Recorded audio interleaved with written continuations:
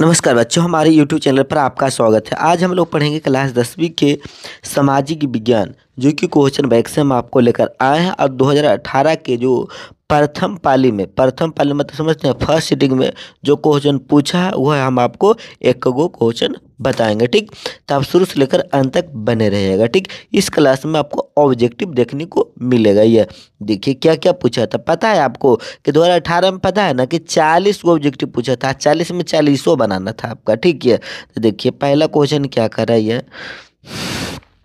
पहला क्वेश्चन है कि बोल्शेविक क्रांति कब हुई। तो बोल्शेविक क्रांति नवंबर 1917 में हुआ था। ठीक, दूसरा क्वेश्चन है कि हिंद चीन पहुंचने वाले प्रथम व्यापारी कौन थे। तो पुर्तगाल थे। हिंद चीन जो पहुंचे थे वो व्यापारी के क्या नाम था। तब पुर्तगाल था। ठीक है, अगला क्या, असहयोग आंदोलन का प्रस्ताव कांग्रेस के किस अधिवेशन में पारित हुआ था। तो सितंबर 1920 के जो अधिवेशन हुआ था कलकत्ता में, उसमें पारित हुआ था। ठीक है, अगला कि राष्ट्रीय स्वयंसेवक संघ की स्थापना जिसको RSS बोला जाता है, ठीक, किसने किया था। तो 1925 में केवी हेडगेवार ने किया था। केवी हेडगेवार ने। ठीक है, चलिए 5वां नंबर क्वेश्चन देखिएगा क्या है कि इंग्लैंड में स्त्री एवं पुरुषों को वयस्क मताधिकार कब पारित हुआ। तो 1918 में इंग्लैंड में यह पारित हो गया था कि जो वयस्क मतलब जिनका उम्र 18 वर्ष ऊपर है वो वोट दे सकते हैं। ठीक है, अगला कौन सा सामाजिक वर्ग बुद्धिजीवी वर्ग के रूप में उभरा था। तो मध्यम वर्ग वाला जो था वह सब बुद्धिजीवी वर्ग के रूप में उभरा था। ठीक, अगला कि प्राचीन काल में किस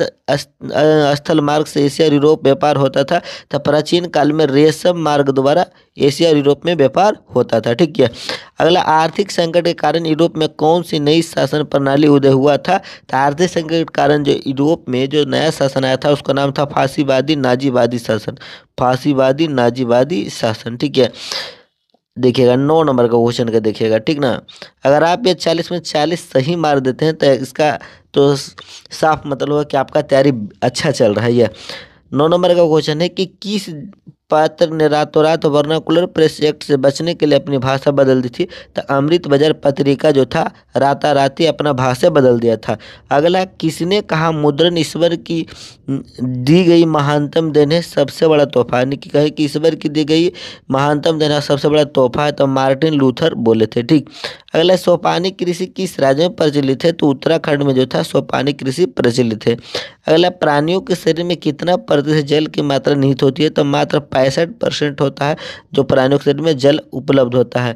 अगला, वन संरक्षण प्रबंधन की दृष्टि से वनों को कितने वर्गों में बांटा गया है। तो इसका नीचे देखिए एक ऑप्शन होगा, यह कितने वर्गों में बांटा गया। तो 3 वर्गों में।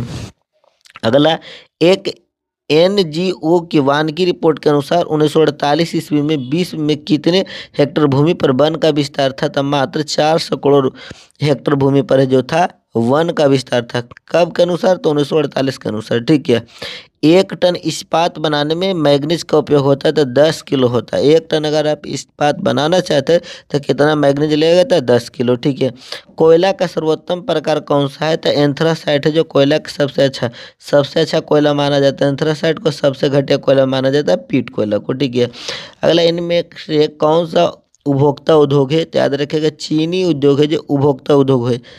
अगला है कि भारतीय अंतर्देशीय जलमार्ग प्राधिकरण का गठन किस वर्ष किया गया था। तो भारतीय अंतर्देशीय जलमार्ग प्राधिकरण का गठन जो किया गया था 1986 में किया गया था। कब। तो 1986 में। अगला, पाराइट किस धातु का खनिज था। पाराइट है जो कि धात्विक धातु खनिज है। पाराइट जो है किस धातु का खनिज है। धात्विक का। 2001 की जनगणना के अनुसार बिहार की नगरीय आबादी कितना है। तो 10.5% मात्र। 10 कितना है। तो 5%। किसके अनुसार। तो 2001 के अनुसार। क्वेश्चन अगला है यह कि निम्नलिखित व्यक्तियों में से कौन लोकतंत्र के रंगभेद के विरोधी नहीं थे। तो याद रखिएगा जेड गुडिश है जो लोकतंत्र में रंगभेद के विरोधी नहीं थे। अगला, सांप्रदायिक राजनीति किस आधार पर होती है। सांप्रदायिक राजनीति की एक धर्म दूसरे धर्म से श्रेष्ठ बताकर होता है कि एक धर्म बढ़िया है दूसरा धर्म खराब है। संघ सरकार का उदाहरण कौन है। तो अमेरिका जो है संघ सरकार का उदाहरण है। संघ सरकार का उदाहरण कौन है। तो अमेरिका।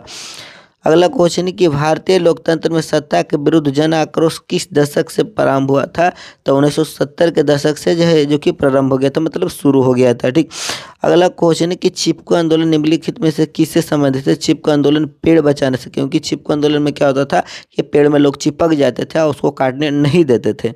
अगला है कि ताड़ी विद्रोह आंदोलन निम्नलिखित में से किस प्रांत से शुरू हुआ था? तो आंध्र प्रदेश से है जो कि ताड़ी विद्रोह आंदोलन शुरू हुआ था। कहाँ से? तो आंध्र प्रदेश से। अगला क्वेश्चन है कि राजनीतिक दलों की नींव सर्वप्रथम किस देश में पड़ा था? तो ग्रेट ब्रिटेन में सबसे पहले राजनीतिक दलों का नींव पड़ा था। कहाँ थे? ब्रिटेन में।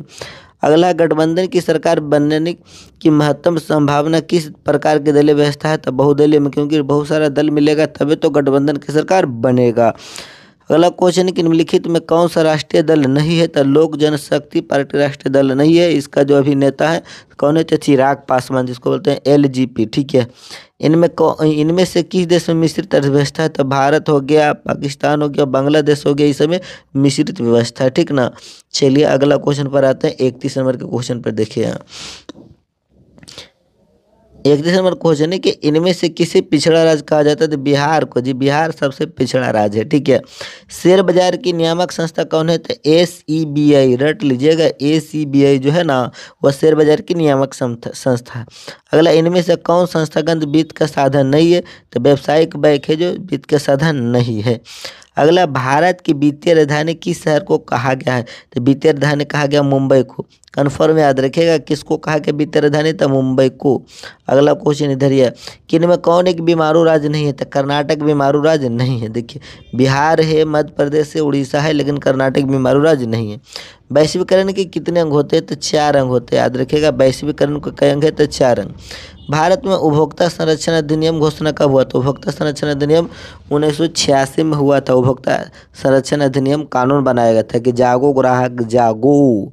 आपसे फालतू कोई पैसा लेगा तो आप कॉल कर सकते हैं, इसके लिए फ्री है।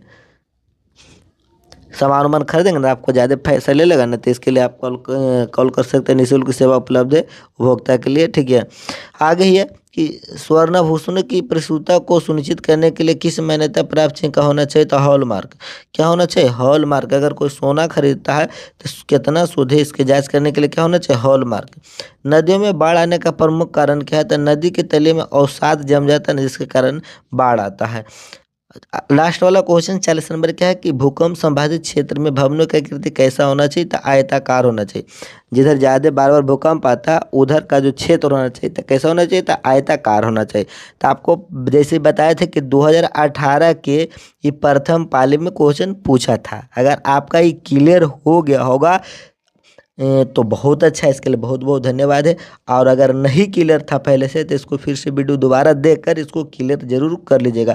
और 40 क्वेश्चन में आप कितना जानते थे इसको कमेंट बॉक्स में कमेंट कर दीजिएगा कि सर हम 40 में इतना जानते थे। ठीक, फिर मिलेंगे आपसे अगली क्लास में। आज के लिए बस इतना ही। बाय बाय, टाटा, जय हिंद, वंदे मातरम।